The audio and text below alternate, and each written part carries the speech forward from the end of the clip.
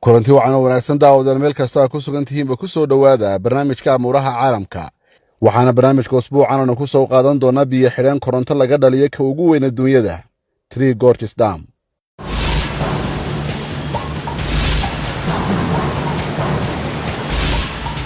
shubka adag ee lagu xidhay biyaha webiga Yangtze ee waddanka Shiinaha ayaa noqday dhismaha biyo xidheenka ugu cajiibsan dunida.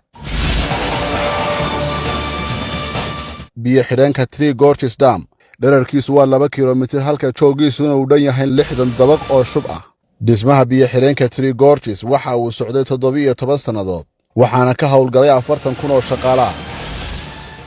balse sannado badan oo kale waxaa qaatay xaalkiisa waxaana la filayaa marka uu si buuxda u howlgalo sanadkan 2019 inuu soo saari doono koronto quwadeedu ay dhan tahay 20,000 oo megawatt taasi oo 2 jeer ka badan korontada ay soo saaraan xarumaha korontada nuclear-ka ee dalka Ingiriiska oo dhammaantood la isu wada geeyay.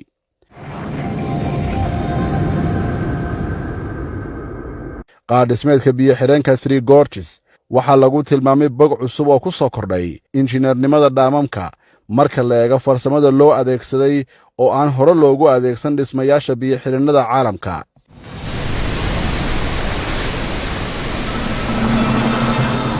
dhaqaalaha Shiinuhu waa mid si xawliya u kordhaya waxaana lagu tilmaamay midka ugu kobaca sarreeya caalamka. kacdoonka warshadaha ee dalkaasi ka bilaabmay ayaa abuuray baahi weyn oo Shiinuhu u qabo inuu helo quwad koronto oo raqiisa.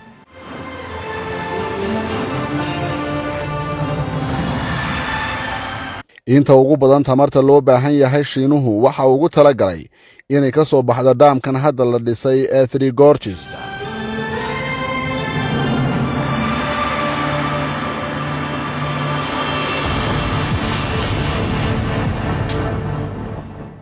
kaasoo ku yaalla webiga Yangtze oo mara bartamaha waddanka Shiinaha isla markaasina ah webiga saddexaad ee adduunyada ugu weyn.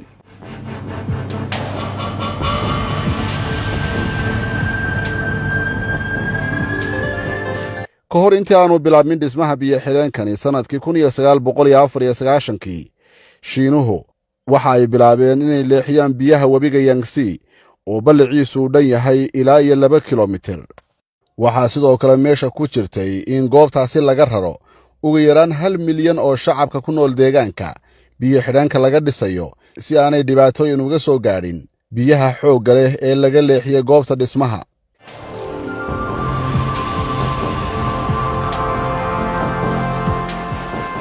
Three Gorges Dam is the biggest hydroelectric project in the world. Three Gorges waa mashruuc dhisme oo dhaamkan ugu ballaaran dunida. dhaamkani waxa uu isticmaalay 28 milyan oo cubic mitir oo shub ah xaddigaasi oo ah midaan adduunka hore loo arag sida uu yiri engineer Robin Childwood. Meters of concrete. Maybe one way to look at it is to say it's a solid pipe of concrete, a meter diameter, right around the world. It's a lot of concrete. sababta Shiinuhu ay dadaalka intaasi la ugu bixiyaan mashruucani waxay tahay inuu dhaamkani koronto jaban siiyo malaayiin Shiinaysa.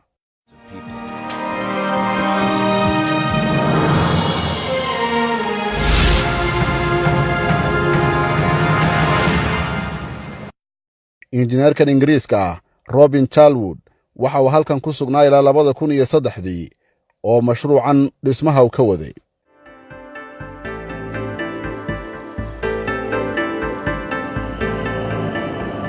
We're in one of the 3 very large powerhouses of the Three Gorges project. In this 700-meter long room here. halkani waa meel ka mid ah 3 meelood oo korontadu ay ka soo burqan doonto.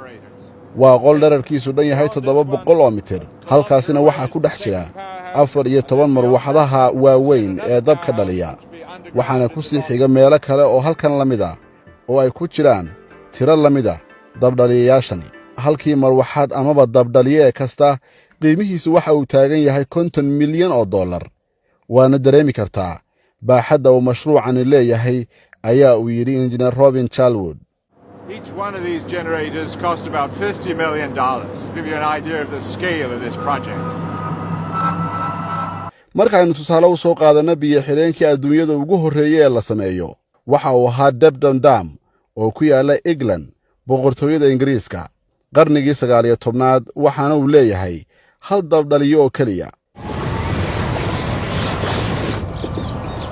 marka loo barbardhigo biyo xidheenkan Shiinaha ee Three Gorges waxa uu leeyahay 32 marwaxadood oo waaweyn.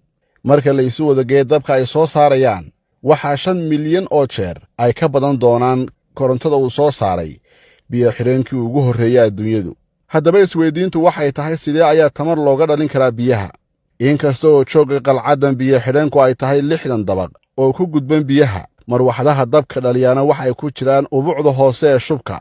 sidee ayay isu soo gaari karaan dabdhaliyayaasha iyo mawjadaha biyuhu?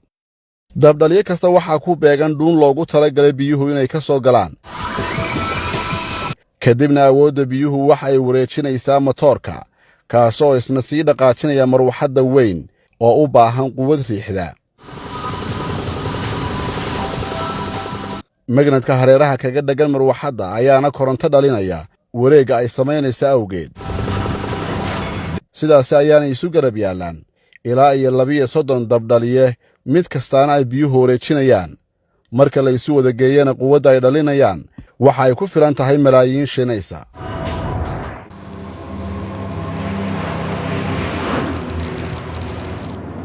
This project is setting a new benchmark in the international hydroelectric industry.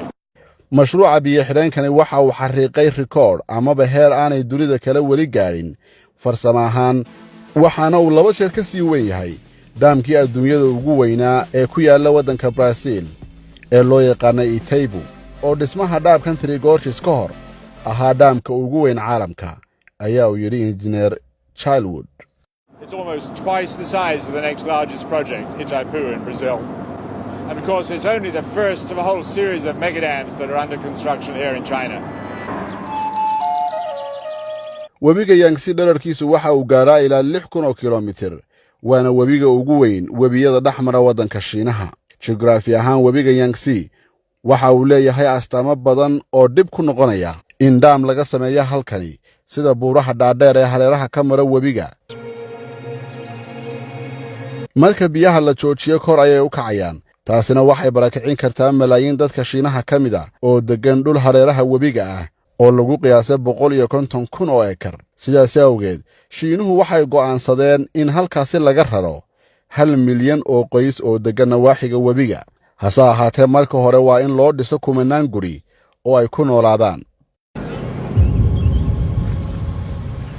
We're standing here among some of the rocks and these precast concrete blocks. kuwani waa dhagxaan shuba, waana kuwii aanu biyaha ku maamulay markii aanu leexinaynay webiga si aanu dhismaha u bilowno. waana khasab inaad biyaha maamushaa marka dhismaha aad bilaabayso. manay ahayn wax sahlan, waayo webigan waa midka ugu weyn Shiinaha, waana mid gundheer. Shiinuhu waxay ku doodeen leexinta webiga ayaaba ka dhib badan dhismaha biyo xidheenka, waana runtood. waad aragtaa baaxadda dhagxantan iyo awoodda la isticmaalay.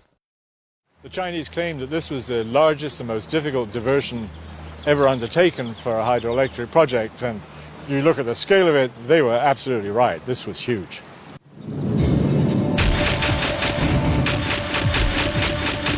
injineeradu waxa ay dhiseen kaabadihii ugu horreeyay ee dhagxanta biyaha lagu leexinayay, iyagoo webigana u oggolaaday in qayb biyuhu ay ka socdaan.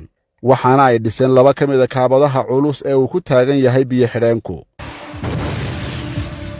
markii saddexaadna qaybta biyuhu marayeen ayaa dhagxan iyo shub lagu xanibay, iyadoo markii dambena la dhisay kaabadii ugu dambaysay. intaasi kadib waxaa dib loo burburiyey kaabadihii markii hore lagu difaacay biyaha webiga. waxaana hadda istaabtay dhismihii dhaamka iyo mawjadaha biyaha webiga Yangtze.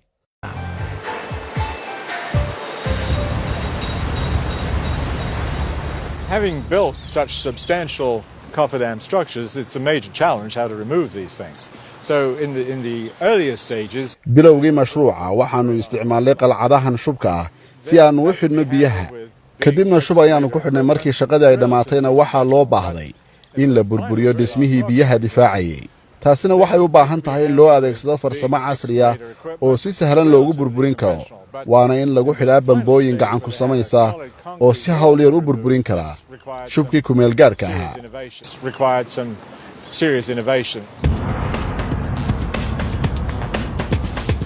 shiinuhu si ay taasi u sameeyaan sanadkii 2006 ayaa waxay keeneen farsamo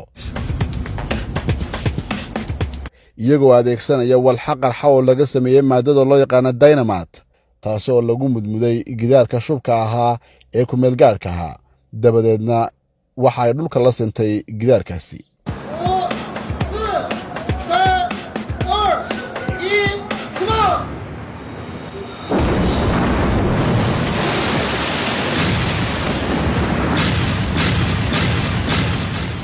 waxaanad aragtaan darbigii dhismihiisu qaatay bilooyin dhan oo burburkiisu uu qaatay ilbiriqsiyo kooban waana aragti muujinaysa in wax kasta oo la dhisaa ay muddo qaataan balse in wax la burburiyaa waa mid hawl yar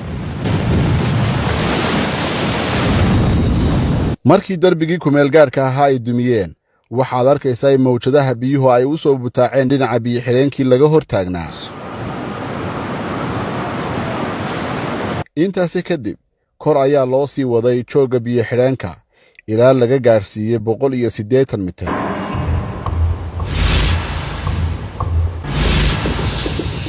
khubarada ku xeel dheeri waxay sheegeen in shubka adag ee loo isticmaalay biyo-xidheenkan ay 10 jeer ka qara weyn tahay biyo-xidheenka Hoover ee dalka Mareykanka and it's 2 kilometers long, so it's a colossal amount of concrete. taasina waxay ka dhigaysaa marka gudaha lagu jiro uu jawigiisu noqdo mid aad u qabow waxyaabaha la adeegsadana waxaa ka mid ah in baraf lagu shubay gudaha shubka They basically used everything in the book. They cooled the aggregates. iyo maadooyin kale oo sahlaya in fallaaraha cadceedda xilliga kulaylaha amaba xagaaga aanay ka gudbin shubkaasi adag si aanay gudaha iyo qalabka yaalaaba kulayl u dareemin With some of the summer weather being especially hot, July and August, they actually went so far as to use a fog spray system to blow effectively a fog blanket over the top of the dam with the objective of blocking the solar radiation from piling down into the concrete and adding to the heat that was being generated on the inside. xilli roobaadka webiga Yangtze waa uu buux dhaafaa si aanay fatahaadu u iman biyo-xidheenka Three Gorges inuu si habsamiya u sii dayo biyaha dheeraadka ah iyadoo la furayo 32 dhuumood oo loogu talagalay biyaha saayidka ah in lagu tuuro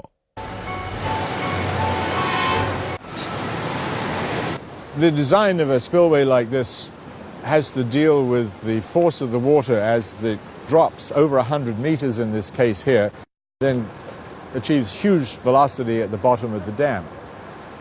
injineeradu waxay wajahayaan dhibaato kale oo u baahan in la xalliyo webiga Yangtze waa midka ugu mashquulka badan dhinaca gaadiidka guud ahaan qaaradda Aasiya ee maraakiibta isaga gooshaan waxaana loo baahan yahay intaasi aanay meesha ka bixin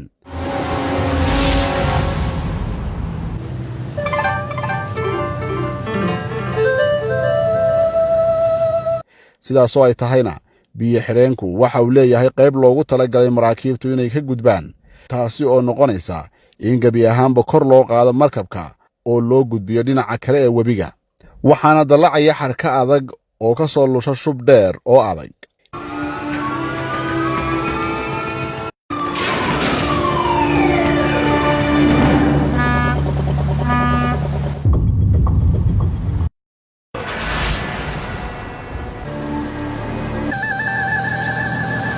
The Yangtze is a really important waterway for navigation traffic in China, leading all the way from Shanghai, the coast. Engineer Charlwood waxa uu sheegay in webigani uu muhiim u yahay shacabka Shiinaha waxa isticmaalaan maraakiibta u kala gooshta magaalada Shanghai ee xeebta ku taala Yuqing iyo sidoo kale Changin kuwaasi oo sida shixnad lagu qiyaasay 18 milyan oo tan sanadkii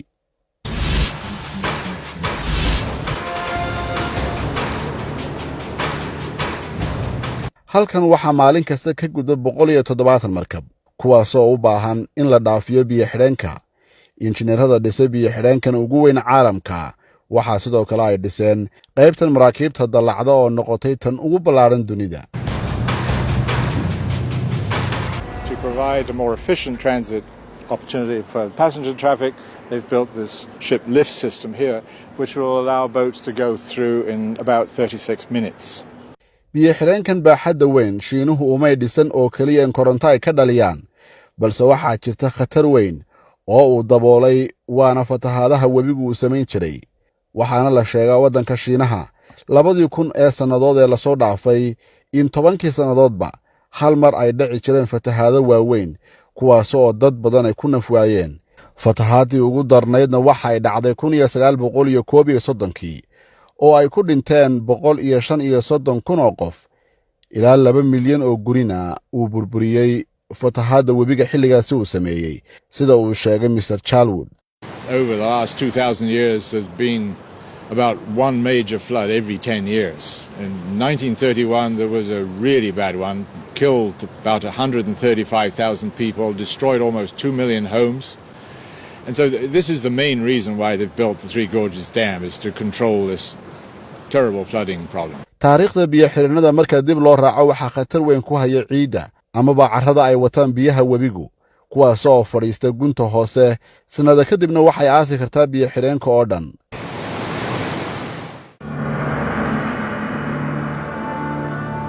sidoo kale ciiddaasi nafaqada leh ee biyo-xireenku uu joojiyey waxaa u baahan beeralayda deggan deegaanada ka dambeeya biyo-xireenka. khubarada dhismuhu iyagoo markaasi ka fakaraya cimri dherarka biyo-xireenkani waxay u sameeyeen dhuumo hoose oo si tartiiba ay camuuddu uga bixi karto marka loo furo.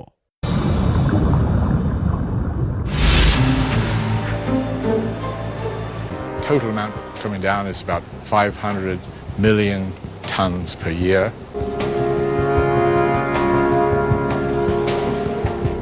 si kastaba ha noqotee shacabka iyo dowladda waddanka Shiinaha ayaa naf iyo maalba duldhigay dhismaha biyo-xidheenkan ugu weyn dunida ee Three Gorges, waxaana ay ku dabooli doonaan baahida dhinaca korontada iyo sidoo kale dhinaca beeraha.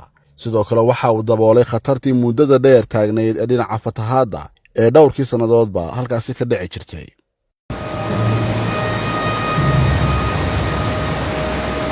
farsamada la isticmaalay iyo baaxaddiisa Three Gorges Dam waxay ka dhigtay kan dunida ugu weyn, waana uu sii ahaan doonaa ilaa inta adduunyada lagu arkayo cid dhista mid ka sii weyn biyo-xidheenkan Three Gorges ee ku yaalla waddanka Shiinaha. daawadayaal, intaasi waxaanu ku soo koobaynaa barnaamijka amuuraha caalamka oo toddobaadkan aynu ku soo qaadannay biyo-xidheenka dunida ugu weyn.